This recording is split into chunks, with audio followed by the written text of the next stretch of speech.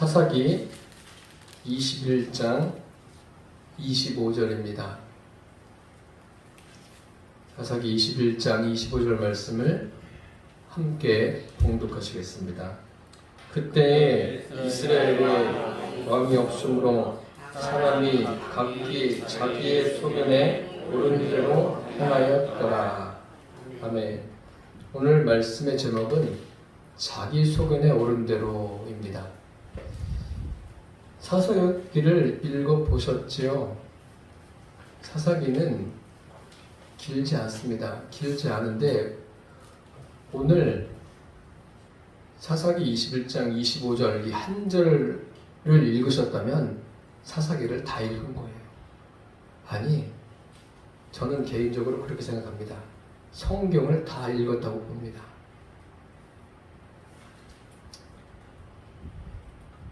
사사기라는 것은요, 여호수아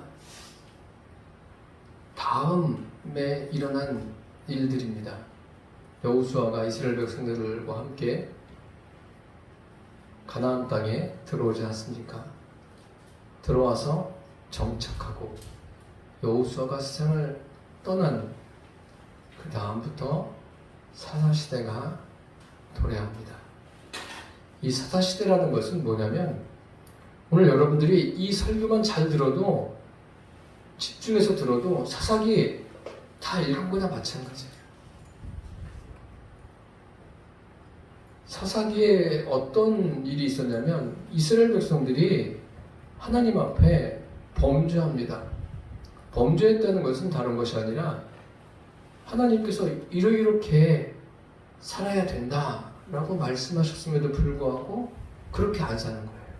하나님이 지켜보시다가 그들에게 징벌하셔요. 이방 나라들을 일으켜서 징벌하십니다. 그러니 얼마나 괴롭겠어요. 그 괴로움이 더해 가다가 이스라엘 백성들이 주님 못 참겠습니다. 너무나 괴롭습니다. 부르짖어요. 하나님께 부르짖으니까 하나님께서 그들의 부르짖음을 어떻게 하십니까? 들으세요. 듣고서 사사를 세우셔서 그 상황들을 해결해 주십니다. 이것이 계속 반복되는 게 사사기예요. 그런데 왜 이 똑같은 일을 계속 반복할까요? 우리는 이 사사기뿐만 아니라 지금의 역사를 보면 새로운 일들이 생겨나는 게 아니에요. 나라를 잘 다스리는 사람, 그 사람이 갑자기 세워지는 게 아니고 나라를 엉망으로 만드는 사람, 그 사람도 갑자기 세워지는 게 아니에요.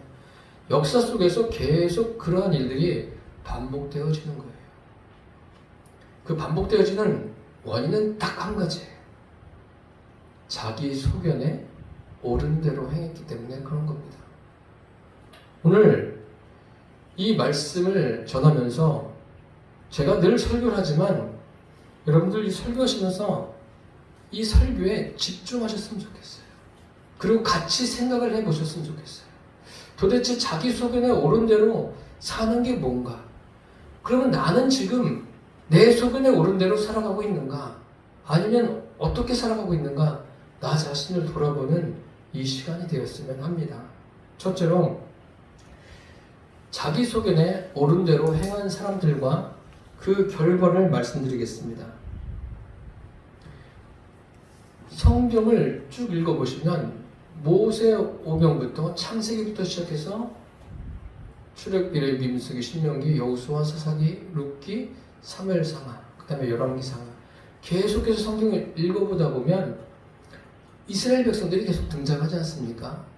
그들의 특징을 발견할 수 있어요.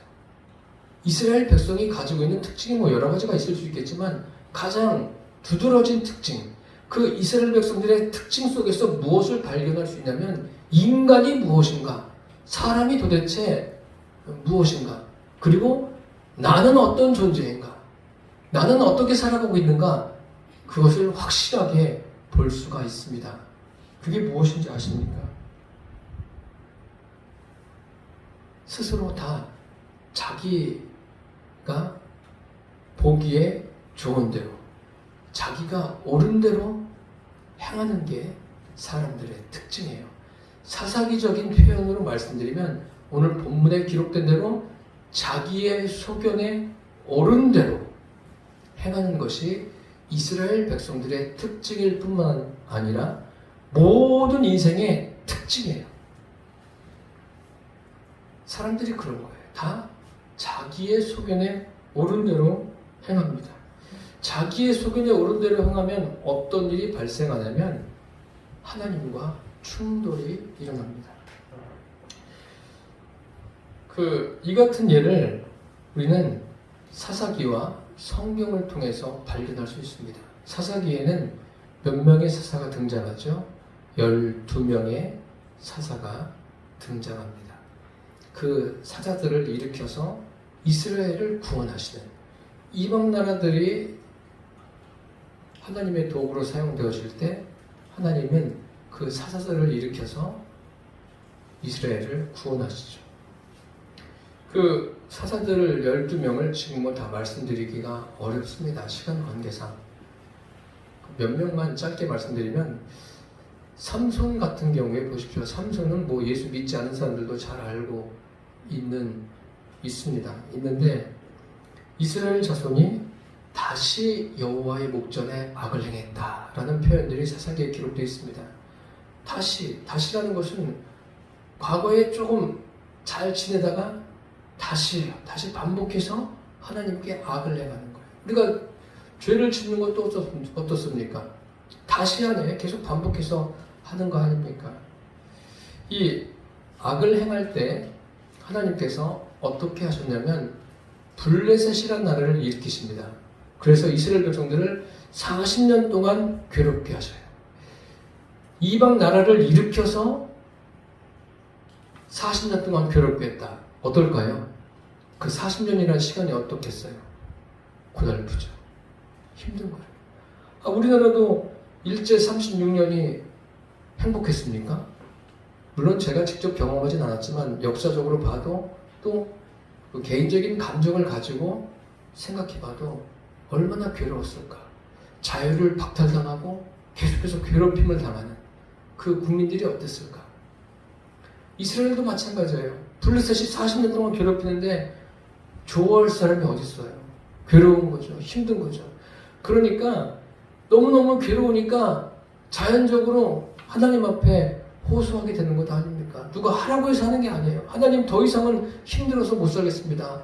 이렇게 해서 하나님께 구하게 되는 거죠. 이런 때 하나님께서 마노아와 그 아내를 통해서 말씀하십니다. 무엇을 말씀하시냐면 이제 그 자녀를 못 낳는 마노아와 그 아내를 통해서 이제 자녀를 낳게 할 것이다. 아들을 낳게 할 것이다. 이렇게 말씀하셔요. 그런데 그 임신해서 아들을 낳는데 하나님께서 어떤 말씀을 하시냐면 그 아이에게 포도주와 독주를 마시지 말게 하라. 그리고 어떤 부정한 것도 먹지 말게 하라. 머리에 삭도를 대지 말라. 이러한 단서를 말씀해 주십니다. 그 아이가 태어나거든. 이렇게 해라. 그렇게 말씀하실 거예요. 그러니까 아이는 태어날 때부터 하나님께서 구별된 사람으로 세상에 태어나도록 하십니다. 그래서 아이가 태어나서 이름을 뭐라고 짓냐면 삼손이라고 짓습니다. 이 삼손이 어려서부터 하나님께서 전해주신 말씀으로 자라납니다. 하나님께서 얼마나 큰 힘을 주셨는지, 특별한 힘을 주셨는지 삼손은 무기가 없이도 싸울 수 있는 사람이에요. 나귀 턱뼈를 가지고 생각해보세요. 나귀 턱뼈가 얼마나 하겠어요? 한 이만할까요? 이거보다 좀 클까요? 이걸 가지고 블레셋 사람들 1000명을 죽였습니다. 이게 가능합니까? 뭐 나귀 턱뼈가 어떤 능력이 있는 게 아니죠. 뭐 오토리버스도 아니에요. 자동적으로 그냥 막 딱 들고 있으면 알아서 이렇게 죽이는 게 아니잖아요. 자기가 막 힘을 써야 되는데 그걸 가지고 1000명을 죽였다. 이러한 힘이 사람에게 있습니까? 없는 거예요. 하나님이 삼손에게 힘을 공급해 주셔서 이러한 일이 생기게 된 겁니다. 이렇게 이스라엘을 삼손이 사사로 세워져서 통치해 가는데, 그러던 어느 날 어떤 일이 있었냐면 삼손이 들릴라라는 여자를 만납니다. 그 여자를 만나는데 그 여자에게 자기 힘의 비밀을 이야기합니다. 그래서 들릴라가 사람들을 불러서 그 머리 7가닥을 자릅니다.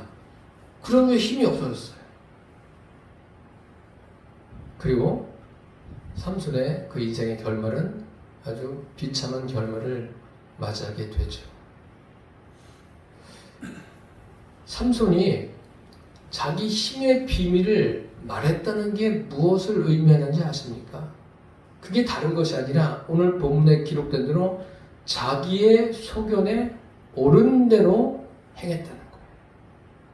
분명히 하나님께서 그 부모를 통해서 말씀해 주셨고, 부모는 삼손에게 어려서부터 하나님께서 말씀하신 것을 전했을 거예요. 그런데 삼손이 그것을 듣지 않잖아요. 그것을 뿌리치고 행했다는 것은 자기의 소견에 옳은 대로 행했다는 거예요. 이 성경을 계속 읽어보면 자기의 소견에 옳은 대로 행하다가 낭패를 만난 사람이 한두 사람이 아니에요. 한 사람만 말씀드리면 이제 사사기 다음에 룻기, 그 다음에 사무엘, 상하가 나옵니다. 사무엘서에 기록된 이스라엘의 첫 번째 왕인 사울이 그렇습니다. 사울은 왕으로 부름을 받을 때, 기름 부음을 받을 때 사무엘 선지자에게 기름 부음을 받는데 굉장히 이 사람은 겸손한 사람이다, 그런 것을 느낄 수가 있어요. 그런데 이 사람이 어떻게 변하는지 보십시오. 사무엘이 사울에게 이런 말을 합니다. 하나님의 영이 임할 때 내가 예언할 것이고 징조가 임하거든 기회를 따라서 행하라. 하나님이 너와 함께 하신다. 그러면서 너는 나보다 먼저 길갈로 내려가라 고 합니다. 그리고 내가 내게로 가서 번제와 화목제를 드리리니 내가 내게 가서 내가 행할 것을 가르칠 때까지 7일을 기다리라. 이렇게 사무엘이 사울에게 전합니다. 그러면 사무엘이 전한 대로 7일을 기다렸다가 사무엘이 그 길갈에 내려왔을 때 사무엘이 번제를 드리고, 그러면 어떻게 해야 됩니까? 그 다음에 물어야 되지 않습니까? 그런데 어떻게 되는지 보십시오. 이스라엘과 블레셋이 전쟁을 하려고 서로 마주 대하고 있습니다. 그런데 블레셋이라는 나라가요, 굉장히 강한 나라예요. 얼마나 강한지 이스라엘이 그 앞에서 벌벌 떨어요. 어떤 사람들은 그냥 도망가는 거예요. 심지어는 강을 건너서 도망간 사람도 있어요. 얼마나 무서운지. 그러다 보니까 사무엘이 말한 대로 7일을 기다려요. 7일을 기다리고 있는데 사무엘이 오질 않습니다. 오지 않으니까 자기가 어떻게 급한 마음에 백성들은 막 흩어지니까 자기가 번제와 화목제를 드립니다. 이것은 잘못한 거예요. 왜? 뭐가 잘못됐냐면 그 번제와 화목제는 사무엘이 드려야 돼요. 왕이 할 일이 아니에요. 그런데 자기가 급한 마음으로 그렇게 했는데, 그렇게 하자마자 누가 와요? 사무엘이 옵니다. 이것을 알아듣는 분들은 성경을 제대로 읽은 분들이고, 이것을 모르는 분들은 성경을 안 읽은 분들이에요. 어쨌든 안 읽어도 잘 들어보세요. 그 다음에 와서 사무엘이 사울에게 이렇게 말합니다. 왕이 망명되이 행하였습니다. 왕의 하나님 여호와께서 왕에게 내리신 명령을 지키지 않았습니다. 만일 지켰으면 왕의 나라가 영원토록 길 것인데 지키지 않았기 때문에 이제 왕의 나라는 끝났습니다. 하나님께서 다른 사람을 세울 것입니다. 이렇게 말합니다. 그러면 사울 왕이 잘못한 게 뭐죠? 번제를 드리고 화목제를 드렸다.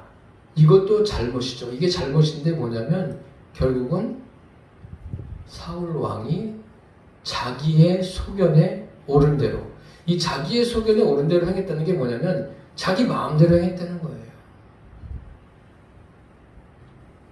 그래서 결국은 사울도 점점 어그러진 길로 가다가 아주 비참한 인생의 최후를 맞이하지 않습니까? 이 자기 소견에 옳은 대로 행했다. 이것이 뭐 여러 가지 의미로 말씀드릴 수 있지만 신약에 보면 그런 표현이 있어요. 로마서에 보면 하나님께서 사람들을 상실한 마음대로 놔뒀다. 그것과 같은 거예요. 자기의 소견에 옳은 대로, 자기의 마음대로 행하는 거예요. 그 고대 철학자 중에 프로타고라스라는 사람이 있습니다. 이 사람이 뭐라고 이야기했냐면 인간은 만물의 척도다. 인간이 만물의 기준이 된다는 거예요. 여러분 혹시 그렇게 생각하십니까? 인간은 만물의 기준이 아니에요. 자기 마음대로, 자기 속에 옳은 대로 행한다는 게 어떤 의미를 갖고 있는지 아십니까?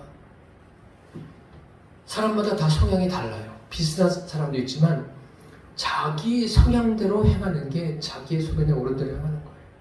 자기가 경험한 대로 행하는 게 자기 소견에 옳은 대로 행하는 거예요.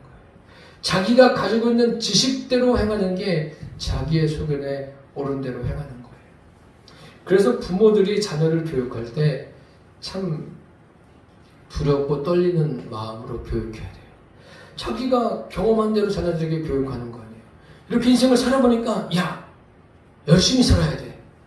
열심히 노력해야 돼. 정직하게 살아야 돼. 최선을 다해야 돼. 성실해야 돼. 별의별 이야기를 다 하죠. 그 교육이 나쁘다는 이야기가 아니라 결국은 뭐예요? 계속해서 자기의 소견에 옳은 대로 사는 방법을 부모가 전해주는 거예요. 그러니까 어떤 조그만 안 좋은 징조를 만나면 야, 오늘은 재수가 없으니까 조심해야 돼. 이런 말 하는 거 아니에요. 제가 어릴 때도 친구들하고 어디 같이 가다 보면 오늘 우리 엄마가 조심하라고 그랬어. 그런 건 없어요, 여러분. 제발 그런 말들은 하지도 마세요. 재수가 없는 게 어디 있어요? 하나님이 정하신 대로 살아가는 거죠. 이게 다 뭐예요? 자기의 소견에 옳은 대로 행하는 거예요. 자기의 소견에 옳은 대로 행하는 것의 결말이 어떤가를 성경에 많은 사람을 통해서 우리에게 말씀하고 있어요. 제가 삼손이나 지금 사울만 가지고 말씀드렸는데 여러분 잊지 마십시오. 자기의 소견에 옳은 대로 행하는 그 인생의 결말은 좋을 수가 없어요. 특별히 이 땅에서 말하는 게 아니라 내세를 두고 볼 때 그런 사람은 멸망의 길로 가는 거예요. 이것을 기억하시고 자기의 소견에 옳은 대로 사는 것이 얼마나 무서운가를 절대 잊지 않기를 바랍니다. 둘째로 자기의 소견에 옳은 대로 행하는 이유를 말씀드리겠습니다. 그렇다면 왜 이스라엘 백성은 한결같이 자기의 소견에 옳은 대로 행했을까요? 지금 이 사사시대를 보면요, 약 200년간에 있었던 일들을 기록해 놓은 거예요. 200년 동안 이스라엘 백성들은 하나님의 은혜를 경험했어요. 은혜를 경험함에도 불구하고 어떻게 행했다고요? 자기의 소견에 옳은 대로 행했어요. 이스라엘의 역사를 보십시오. 하나님께서 그들에게 은혜를 베푸셔서 그 나라가 세워진 거 아니에요. 그 가까이는 여호수아를 통해서 그들이 가나안 땅에 정착하게 됐어요. 얼마나 은혜입니까? 하나님께서 그 가나안에 아주 막강한 이방 나라들을 물리치게 하시고 그들을 그 땅에 정착하게 하셨어요. 이러한 은혜를 받았으면 자기의 소견에 옳은 대로 행해야 됩니까? 그럼 안 되죠. 하나님의 원하심을 따라서 행해야 되지 않습니까? 그러면 이 사람들이 자기의 소견에 옳은 대로 행해서 문제를 일으켜요. 문제가 뭐죠? 문제는 다른 것이 아니라 하나님께 대한 범죄예요. 하나님께 죄를 범하는 거예요. 그 이유가 뭐예요? 이유가 오늘 본문에 명확하게 기록되어 있지 않습니까? 25절에 보십시오. 그때에 이스라엘에 왕이 없으므로 사람이 각각 자기의 소견에 옳은 대로 행했다. 무엇 때문에 자기의 소견에 옳은 대로 행했다고요? 이스라엘에 뭐가 없으므로? 왕이 없으므로.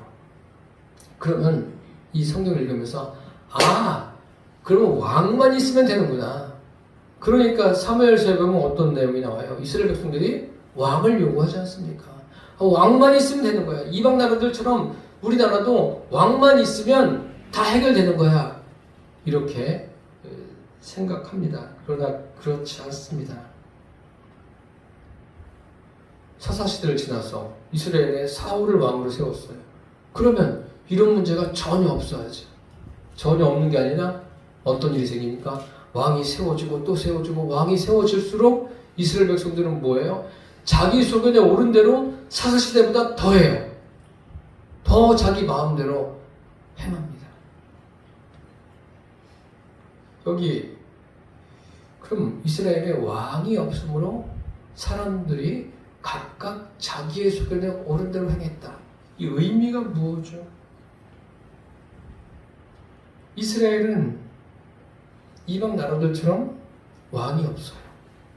왕이 없는데 이스라엘을 다스리는 왕은 있습니다. 누구예요? 하나님이 다스리세요. 살아계신 하나님이 통치하세요. 온 우주 만물의 주인이신 하나님이 이스라엘을 이끌어가고 계세요. 그런데 그분이 이스라엘의 왕이신데 이스라엘 백성들이 그분을 자기 자신의 왕으로 받아들이질 않아요. 받아들이질 않으니까 자기의 소견에 옳은 대로 행하는 거예요. 아무리 선지자들이 이야기를 해도 하나님의 말씀을 전해도 듣질 않는 거예요. 듣질 않는 이유가 뭐예요? 자기 마음속에 자기 삶에 하나님을 왕으로 모시지 않는 거예요. 여기 이스라엘에 왕이 없으므로 이것이 이스라엘에게 가장 큰 불행입니다. 세상을 살아가면서 가장 큰 불행이 무엇인지 아십니까? 여러분들 혹시 착각하고 계신 분들 많아요. 좀 먹고 살 만큼 돼 있으니까 됐다. 그런 착각은 제발 하지 마십시오. 되긴 뭐가 돼요. 내 인생에 왕이 없는 것이 그것이 문제예요. 그걸 문제로 봐야지 사람들에게 복음을 전할 수 있는 거예요. 그게 문제구나 라는 것을 알아야지 믿지 않는 사람들을 위해서 기도하게 되는 거예요. 그게 문제로 여기지 않으니까 기도하지 않는 거예요. 됐다. 이 정도면 나는 인생을 잘 살았어. 천만의 말씀입니다. 사울 다음에 누가 왕이 되냐면 이스라엘에 다윗이 왕이 됩니다. 여러분 그 성경을 좀 읽어보세요.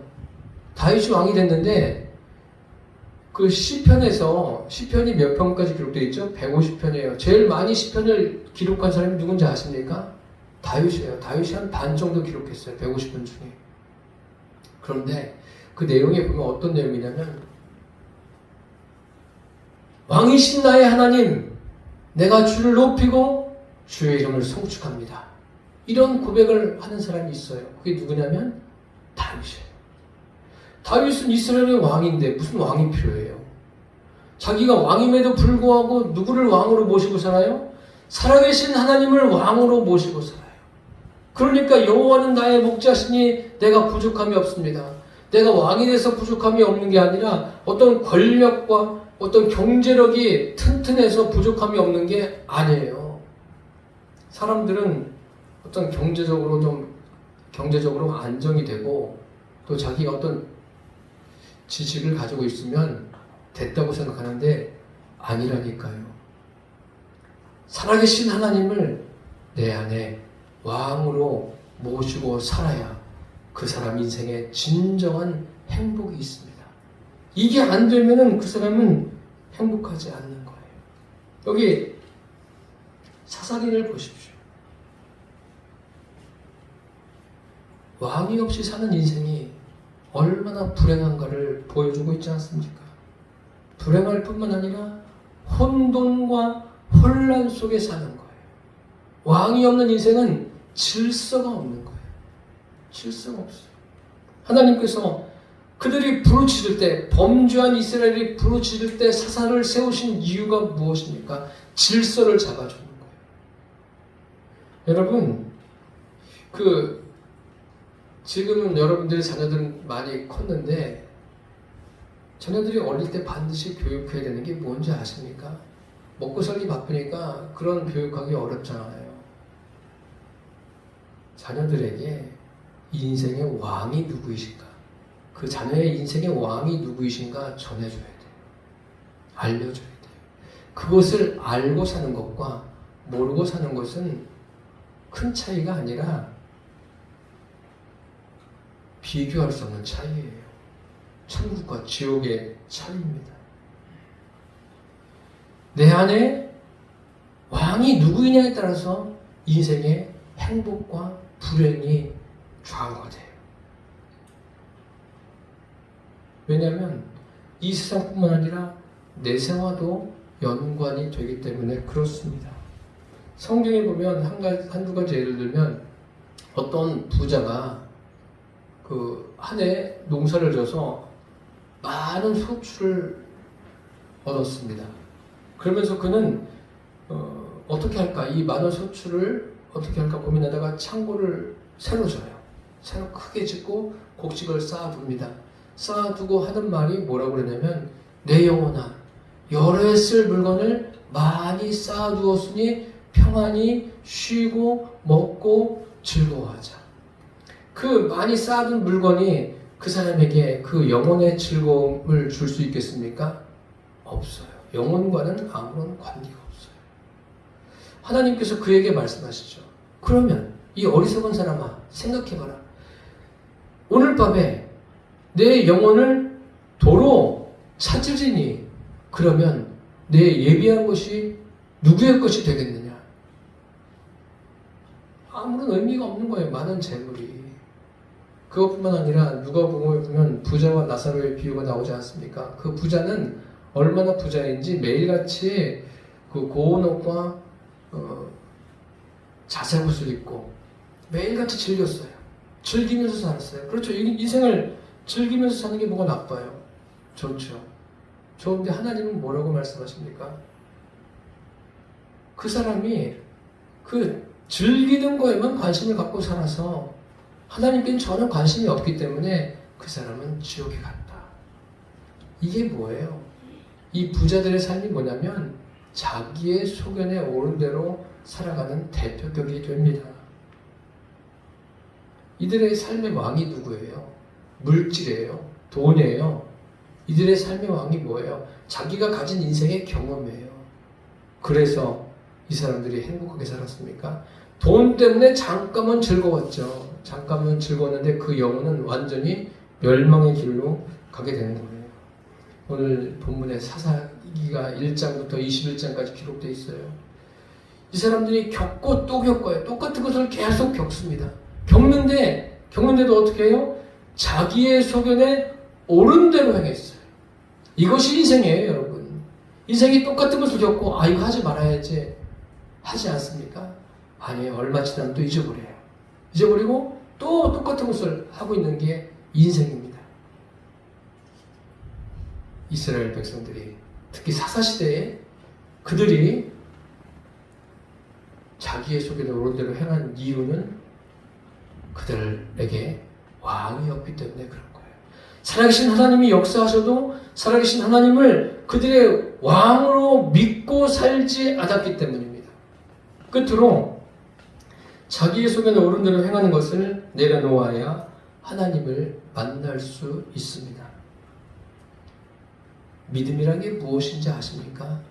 자기의 소견에 옳은 대로 행하는 것을 내버리고 하나님의 오르심을 따라 사는 것이 믿음이에요. 대부분의 사사들은 자기 소견에 옳은 대로 행하지 않았습니다. 하나님의 오르심을 따랐습니다. 기도원 같은 경우에 보십시오. 기도원 같은 경우에 부르심을 받았을 때 너무나 깜짝 놀란 거예요. 그래서 하나님 앞에 양털을 가지고 시험하지 않습니까? 그리고 하나님의 사사로 세워져서 미디안과 싸웁니다. 미디안과 싸울 때 하나님께서 군사력을 의지하지 않게 하셨어요. 그에게 계속해서 말씀하셔요. 군사를 계속 주리라고 하시지 않습니까? 그리고 하나님의 방법으로 미디안과의 싸움에서 이기게 하셨어요. 기드온은 그대로 하나님 말씀을 듣지 않습니까? 이게 뭐예요? 이게 자기의 소견에 옳은 대로 사는 것을 버리고 하나님의 오르심을 따라 행하는 거예요. 그런데 입다의 경우를 보십시오. 그 암몬과 싸우는데 입다가 뭐라고 그래요? 이 암몬 자손을 내 손에 넘겨주시면 내가 전쟁에서 승리하고 돌아올 때 나를 제일 먼저 맞이하는 사람을 내가 번제로 드리겠습니다. 하나님께서 입다에게 승리를 주셨어요. 승리를 주셨는데 승리를 하고 돌아오는데 누가 제일 먼저 나와요? 무남동녀 외딸, 그의 딸이 나와요. 딸이 나와서 맞이합니다. 그럼 딸을 어떻게 해야 돼요? 번제로 드리는, 불태워서 드려야 되는 거예요. 여러분, 이게 뭐예요? 이 입다의 행동이라는 것은, 입다가 사사지만 입다의 행동은 자기 소견에 옳은 대로 행한 거예요. 그래서 입다를 통해서 말씀하시는 게 뭐예요? 함부로 서운하지 말라는 거예요. 하나님 저에게 이렇게 해주시면 제가 이렇게 하겠습니다. 그런 기도 하지 마세요. 우리 어릴 때 제가 신앙생활 하다 보면 그런 기도들을 어른들이 많이 했어요. 그리고 목사님들이 또 막 그런 간증도 하고 그 부흥사들이 와서 또 그렇게 일러주고, 아니 그거는 그 시대에는 어떻게 좀 통했는지 몰라도 그거는 아니에요. 통하는 게 아니에요. 그렇게 하시면 안 되는 거예요. 사람들은 기본적으로 어때요? 자기 소견에 옳은 대로 행하는 게 기본이에요. 그럼 여러분 한번 생각해 보세요. 사람들이 남녀가 만나서 한 가정을 이루지 않습니까? 그 가정을 이룰 때 쉬워요? 굉장히 어려운 거예요. 남자도 여자도 서로 자라온 배경이 달라요. 부모에게 받은 교육이 달라요. 다른 게 한두 가지가 아니에요. 그럼 이 사람들이 어떻게 하나가 돼요? 그냥 결혼하면 하나가 됩니까? 아니에요. 계속 겪는 거예요. 부딪히면서 어떻게 하는 거예요? 깨어지는 거예요. 깨어짐이 있어야 되는 거예요. 나는 다 옳은 것 같아요? 아니에요. 나도 깨어져야 될 게 있고 상대방도 깨어져야 될 게 있는 거예요. 이게 막 부딪히면서 이 사람이 이거 깨지고 이 사람은 이거 깨지고. 그런데 그런 건 있겠죠. A와 B가 만나서 하나가 된다. 그러면 어떤 면에선 A라는 사람이 B보다 덜 깨질 수도 있어요. 이건 다 달라요. 누구든지 다 다른 거예요. 그런데 그건 아셔야 돼요. 서로 부딪혀서 깨워줘야 돼요. 깨워줘야 되는 게 뭐예요? 서로 자기의 소견에 옳은 대로 행하는 게 강한 거예요. 양쪽 다. 강한데 이게 서로 만나면서 대화하고 또 부딪히면서 하나 둘 버리게 되는 거 아니에요. 그리고 하나 둘 맞춰지는 거예요. 그러면은 이게 다 맞춰질까요? 맞춰집니까? 잘 모르세요? 이거 안 맞춰져요. 여러분 그냥 시간이 지나면 된다고 생각하죠? 안 돼요. 제 주변에도 저희 가족들을 봐도 정말 주님 안에 거하지 않으면 이거는 안 되는 거예요. 주님 안에 있어야지 그 가정이 하나가 될 수 있어요. 무엇으로요? 성령으로 되어지는 거예요. 그러니까 복음서 아니라 서신서에도 그렇게 나오는 거 아닙니까? 에베소서 같은 경우에도 그런 부분들이 기록되어 있는 거 아닙니까, 여러분? 하나뿐이에요. 자기의 옳은 대로 살아가는 것을 내려놓는 길은 딱 한 가지예요. 옆에서 이거 내려놔. 이거 이렇게 해야 돼. 백날 교육해보세요. 되지 않아요. 되는 길은 딱 한 가지예요. 성령을 내 안에 주인으로 모실 때 되는 거예요. 모시면서 누가 깨져요? 다른 사람들 때문에 깨지는 게 아니라 그 성령으로 말미암아 내가 깨어지는 거예요. 이게 있어야 돼요. 매일같이 이 싸움이에요. 저는 그게 없는 줄 아세요? 저는 매일같이 이것과 싸우는 거예요. 여러분들도 이것과 싸우는 거예요. 이게 싸워서 깨어지고 버려질 때 가정을 이룬 사람은 그것 때문에 하나가 되는 거예요. 내가 뭐 열심히 해가지고 된다고 생각하지 마세요. 그건 착각이에요. 성령으로 되어지는 거예요. 지난 시간에 말씀드린 대로 베드로가 주님을 향해서 뭐라고 그래요? 주는 그리스도시요 살아계신 하나님의 아들이십니다. 예수님이 분명하게 말씀하시죠. 야, 너 어떻게 그걸 알고 있었냐? 그러지 않잖아요. 이를 내게 알게 하는 혈육이 아니라는 거죠. 부모에게도 교육을 못 받았어요. 베드로는 그 교육을. 누가 가르쳐 준 거예요? 하늘에 계신 내 아버지라고 말씀하지 않습니까? 하늘에 계신 내 아버지께서 내 심령에 역사하시고 개입하셔야지 자기 속에 오른대로 살아가는 것이 깨지는 거예요. 그게 깨어져야지 비로소 가정에도 행복이 있는 거예요. 그게 깨어지지 않으면 절대 가정에는 행복이 없어요. 부부가 결혼해서도 그건 행복이 없어요. 행복하게 사는 것처럼 보이는 거예요. 절대 안 돼요. 안 되는 거예요. 아무리 뭐 남편이 아내에게 잘해줘도 뭐 저처럼 잘해줘도 소용없어요. 믿거나 말거나. 소용없어요. 그건 되지 않는 거예요. 안 돼요. 불가능한 거예요. 성령님이 임하셔서 성령님의 다스림을 받아야지 정말 행복한 삶을 살 수 있는 거예요. 제 이야기가 아니라 성경을 지금 말씀드리는 거예요. 여러분들에게. 세상에서는 자기 속에 옳은 대로 행하는 게 어느 정도는 통할 수 있어요. 그렇지만 하나님 앞에서는 안 통해요. 이거 잊지 마십시오. 자기 속에 옳은 대로 행하는 것을 내려놓는 게 뭐예요? 그게 자기 부인이에요. 예수님께서 말씀하시지 않습니까? 아무든지 나를 따라오려거든 자기를 부인하고 날마다 자기 십자가를 지고 나를 따르라. 그렇게 말씀하십니다. 자기 십자가를 지고 날마다 자기를 부인하고 주님을 따르는 게 뭐예요? 그게 자기가 자기 속에 옳은 것을 버리는 거예요. 여러분, 주님이 말씀하시잖아요. 내 속에 오르냐? 버려라. 버리라고 하시잖아요. 버리세요. 내가 가졌던 어릴 때부터 학습되었던 여러 가지 일들 주님과의 관계에서 버려야 돼요. 대충 되는 거 없습니다. 버리세요.